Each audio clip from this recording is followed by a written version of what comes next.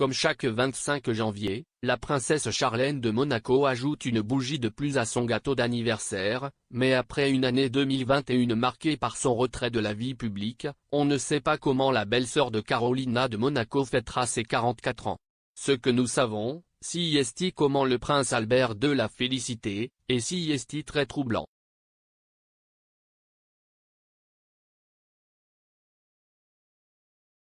Charlène de Monaco vient d'avoir 44 ans, et elle le fait de la même manière qu'elle vit sa vie ces derniers temps, entourée de mystères et de questions sans réponse.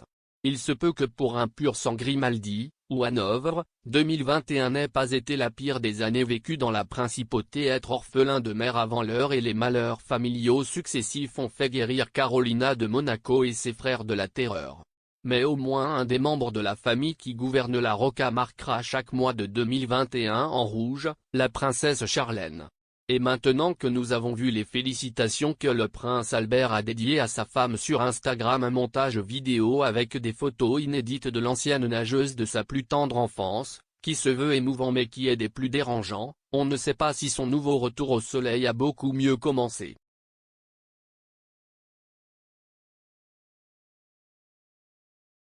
Comme chaque 25 janvier, Charlène ajoute une année de plus à sa vie, et ça fait déjà 44 ans, mais tout autour d'elle reste un mystère complet.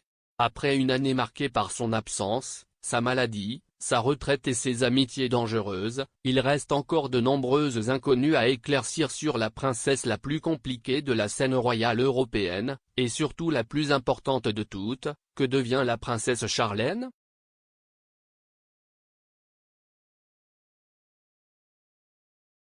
Sans aucun doute, la cour et le mariage royal d'une nageuse olympique sud-africaine avec un prince qui gouverne ce que les médias nord-américains ont baptisé parc à thème pour riches lui donne l'opportunité d'écrire sa propre saga mystère.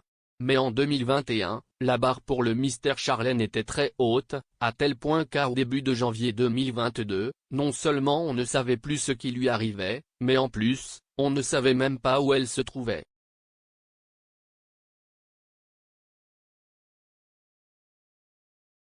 La date réelle à laquelle Charlène a quitté Monaco et s'est déplacée involontairement en Afrique du Sud n'a jamais été révélée, un autre mystère.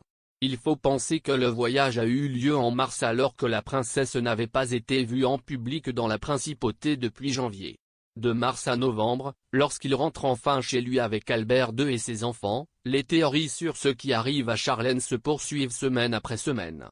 Pendant ces mois d'absence, on parle à plusieurs reprises d'un divorce imminent, on parle du scandale d'un nouveau fils secret d'Albert de Monaco, on signale toutes sortes de maladies terribles qui affaiblissent la princesse.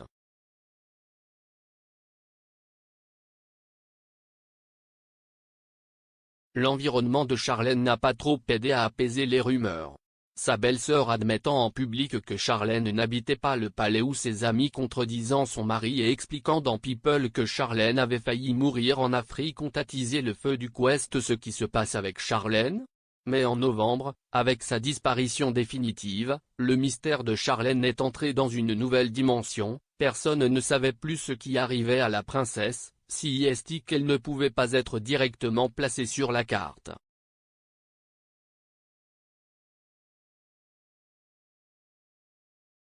Les théories, bien sûr, sont devenues encore plus folles.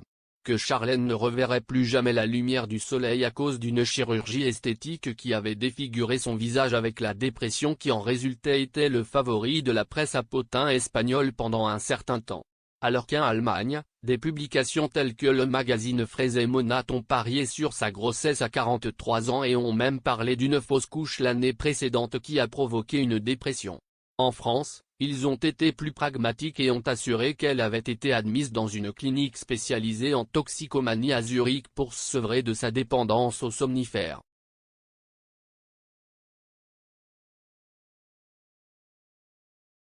La réalité est que l'anniversaire de Charlène est le 25 janvier et nous ne savons pas avec certitude ce qui lui arrive, ni dans quel sanatorium suisse chic elle se remet de son extrême fatigue physique et mentale ni quand ni comment elle va retourner à Monaco avec son mari et ses enfants. Charlène reste un mystère ou peut-être est-elle simplement, comme le disait Karl Lagerfeld, une princesse qui s'ennuie au palais.